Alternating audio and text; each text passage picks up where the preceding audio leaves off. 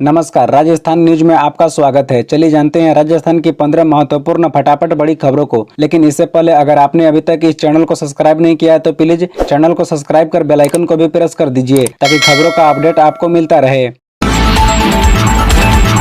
सचिन पायलट समर्थक मंत्री मुरारी लाल की राह आसान नहीं, जानिए दौसा सीट का समीकरण। बता दें कि पूर्वी राजस्थान की राजनीति का केंद्र बिंदु दौसा इस बार चुनाव से पहले ही चर्चा में है। यहां से सचिन पायलट समर्थक मंत्री मुरारी लाल मीणा की प्रतिष्ठा दांव पर है। मुरारी लाल को पार्टी के अंदर से चुनौती मिल रही है। 1 दर्जन कांग्रेस कार्यकर्ताओं ने टिकट की दावेदारी की है। मुरारी लाल पर बारी होने का आरोप लगाया गया है। पर्यवेक्षकों के सामने जमकर नारेबाजी हुई है। दौसा में मंत्री प्रताप सिंह खचरियावास के सामने बाहरी भगाओ दौसा बचाओ का नारे लगाए गए। पर्यवेक्षकों खचरियावास व राज्य बीज निगम अध्यक्ष धीरज गुर्जर ने बंद कमरों में दावेदारों से आवेदन लिए हैं। इस दौरान युवाओं द्वारा बाहरी भगाओ नारेबाजी से गहमागहमी देखने को मिली। हालांकि कांग्रेस के टिकट वितरण को लेकर मंत्री ने कहा कि जनता के प्रति जिसकी भावना है और जनता के लिए जिसने काम किया है पार्टी उसे टिकट देगी और मुझे भरोसा है कि विधानसभा चुनाव में 156 का हमारा टारगेट पूरा होगा। धीरेन्द्र शास्त्री कोटा में एक झलक पाने उमड़ी भीड़, विधायक मिलने के इंतजार में बैठे रहे, बाहर आए तो लगे जय श्री राम के नारे। बता दें कि बागेश्वर धाम सरकार पंडित धीरेन्द्र शास्त्री दोपहर 12 बजे करीब कोटा एयरपोर्ट पर पहुंचे। एयरपोर्ट से कुछ देर बाद सड़क मार्ग से बर्रा रवाना हुए। पंडित धीरेन्द्र शास्त्री को देखने के लिए सुबह से एयरपोर्ट के बाहर बड़ी संख्या में लोग मौजूद रहे। भीड़ को हटाने के लिए पुलिस को खासी मशक्कत करनी पड़ी। वहीं उनसे मिलने आए कोटा संभाग के विधायक और वीआईपी काफी देर तक उनके इंतजार में एयरपोर्ट के बाहर बैठे रहे। बता दें कि जब तमिलनाडु के सीएम एमके स्टालिन के बेटे उदयनिधि स्टालिन के सनातन धर्म पर दिए बयान पर सवाल किया गया तो उन्होंने इस पर जवाब देने से इनकार कर दिया। पंडित धीरेन्द्र शास्त्री के एयरपोर्ट से निकलते ही बाहर खड़ी भीड़ ने उन्हें घेर लिया। इसके बाद जय श्री राम के नारे लगे। एयरपोर्ट के बाहर मौजूद लोगों का धीरेन्द्र शास्त्री ने हाथ जोड़कर अभिवादन किया। इस दौरान उन्हें जिस कार में रवाना होना था उसके आसपास लोग धीरेन्द्र शास्त्री की झलक पाने को उमड़ पड़े।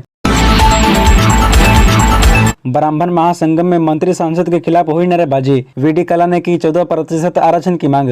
बता दें कि जयपुर में आयोजित ब्राह्मण महासंगम में एक बार फिर से समाज को 14% आरक्षण देने की मांग उठी है। 10 मांगों को लेकर यह महासंगम किया गया। इसमें बॉलीवुड सेलिब्रिटी से लेकर राजनीतिक और सामाजिक क्षेत्रों से जुड़े 8 देशों के लोग पहुंचे हैं। महासंगम में कैबिनेट मंत्री महेश जोशी और जयपुर सांसद रामचरण बोहरा के खिलाफ नारेबाजी भी हुई। बता दें कि रामनिवास बाग में हो रहे कार्यक्रम में राजस्थान के शिक्षा मंत्री बीडी कला ने कहा कि केंद्र सरकार ब्राह्मणों को दिए गए आरक्षण को रोक रही है। राजस्थान की सरकार ने ब्राह्मणों को 14% आरक्षण दे दिया है, जबकि केंद्र सरकार ने ब्राह्मणों को सिर्फ 10% ही आरक्षण दिया है। वहीं खादी उद्योग के अध्यक्ष ब्रिज किशोर शर्मा ने कहा, देश में ब्राह्मणों की स्थिति पहले के मुकाबले काफी कमतर हो चुकी है। महासंगम में मंत्री महेश जोशी, बीजेपी सांसद रामचरण बोहरा, कर्मचारी चयन बोर्ड के पूर्व अध्यक्ष हरि प्रसाद शर्मा भी पहुंचे। जेपी नड्डा संग क्यों मुस्कुरा रहे थे शेखावत वसुंधरा राजे, सियासी मायने समझिए। बता दें कि राजस्थान में बीजेपी की परिवर्तन यात्रा का आगाज हो गया है। बीजेपी के राष्ट्रीय अध्यक्ष जेपी नड्डा ने सवाई माधोपुर में गहलोत सरकार पर जमकर जुबानी तीर चलाए। परिवर्तन यात्रा के दौरान केंद्रीय मंत्री राजेंद्र सिंह शेखावत और पूर्व सीएम वसुंधरा राजे ने एक मंच से सरकार को घेरा। दोनों ही नेता एक मंच पर मुस्कुराते हुए दिखाई भी दिए। राजनीतिक विश्लेषक दोनों की मुस्कुराहट के अलग अलग सियासी मायने निकाल रहे हैं। कुछ का कहना है कि दोनों नेताओं ने जेपी नड्डा के सामने एकजुटता दिखाने के लिए किया। बता दें कि केंद्रीय मंत्री शेखावत और वसुंधरा राजे सीएम पद के प्रमुख दावेदार हैं। हालांकि शेखावत खुद के सीएम पद से इनकार करते रहे हैं। शेखावत कहते हैं कि पीएम मोदी के चेहरे पर ही चुनाव लड़ा जाएगा। इधर वसुंधरा राजे समर्थक इसे कटाक्ष के तौर पर मान रही हैं। सीएम बोले, फलोदी मेरी कलम से जिला बना, इसकी मुझे खुशी। बोले, आज मैं जो भी हूँ उसमें यहाँ की अहम भूमिका। बता दें कि नए जिले बनाने के बाद मुख्यमंत्री लगातार उनका दौरा कर रहे हैं। जिला बनने के बाद पहली बार सीएम अशोक गहलोत रविवार को फलोदी पहुंचे, जहां कांग्रेस के विधायक और नेताओं ने गर्मजोशी से उनका स्वागत किया। दोपहर करीब 1:14 पर सीएम अशोक गहलोत फलोदी में हवाई पट्टी पर पहुंचे, जहां स्थानीय प्रशासन ने उनका स्वागत किया। इसके बाद मुख्यमंत्री करीब 1:30 बजे मेजर शैतान सिंह स्टेडियम पहुंचे, जहां उन्होंने सभा को संबोधित करते हुए कहा कि फलोदी मेरी कलम से जिला बना, इसकी मुझे खुशी है। आज मैं जो भी हूँ उसमें फलोदी की अहम भूमिका है। साथ ही सीएम अशोक गहलोत ने कहा कि राज्य सरकार की 500 रुपए में गैस सिलेंडर उपलब्ध कराने के पहल के बाद अब केंद्र सरकार ने सिलेंडर की कीमतों में 200 रुपए की कमी की है। केंद्र सरकार राजस्थान की तरह 500 रुपए में ही गैस सिलेंडर उपलब्ध कराए। पुनिया बोले, सृष्टि खत्म हो सकती है, सनातन धर्म नहीं। कहा, बीजेपी के पास कांग्रेस से ज्यादा योग्य चेहरे। सीएम का जुडिशियरी पर दिया बयान निंदनीय है। बता दें कि उपनेता प्रतिपक्ष सतीश पुनिया ने तमिलनाडु के मुख्यमंत्री M.K. स्टालिन के बेटे उदयनिधि स्टालिन के बयान का पलटवार किया है। उन्होंने कहा कि सनातन धर्म की तुलना डेंगू मलेरिया से करना और इसे खत्म करने की बात करना निंदनीय और दुर्भाग्यपूर्ण है। इसे लेकर मेरा कहना है कि सृष्टि खत्म हो सकती है, लेकिन सनातन कभी खत्म नहीं होगा। इस तरीके के तत्कालिक संगठन जुगाड़ू विचार खत्म हो सकते हैं, लेकिन सनातन धर्म का विचार, राष्ट्रवाद का विचार, हिंदुत्व का विचार कभी खत्म नहीं होगा। यह बात उनको समझनी चाहिए। उनका विचार खत्म हो सकता है, लेकिन सनातन का विचार कभी खत्म नहीं हो सकता। साथ ही उन्होंने जुडिशियरी पर दिए अशोक गहलोत के बयान को लेकर भी कहा कि देश में 3 बड़े अंग हैं जो संविधान की छाया में पलते फूलते हैं: कार्यपालिका, विधायिका और न्यायपालिका। उनका अपना सम्मान है, उनका अपना स्थान भी है। इसलिए मुख्यमंत्री ने जो बयान दिया है वो निंदनीय है।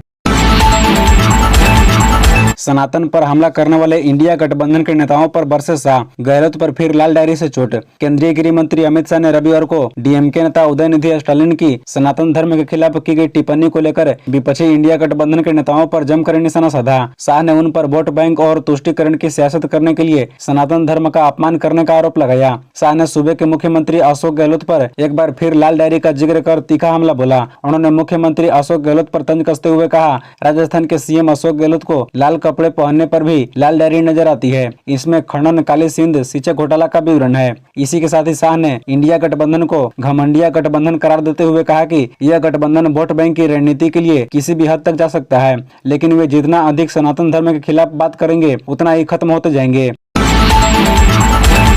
नियत पर होता है शक, वन नेशन वन इलेक्शन पर क्या बोले सीएम अशोक गहलोत। बता दें कि राजस्थान के मुख्यमंत्री अशोक गहलोत ने कहा कि वन नेशन वन इलेक्शन कोई नया मुद्दा नहीं है। 1967 तक देश में लोकसभा और विधानसभा चुनाव एक साथ ही हुए थे। पूर्व में लोक कमीशन, चुनाव आयोग और कई संसदीय समितियों ने इस संबंध में अपनी रिपोर्ट दी है, परंतु एनडीए सरकार जल्दबाजी में विपक्षी पार्टियों को विश्वास में लिए बिना ही कमेटी बना दी, जिससे इनकी नीयत पर शक होता है।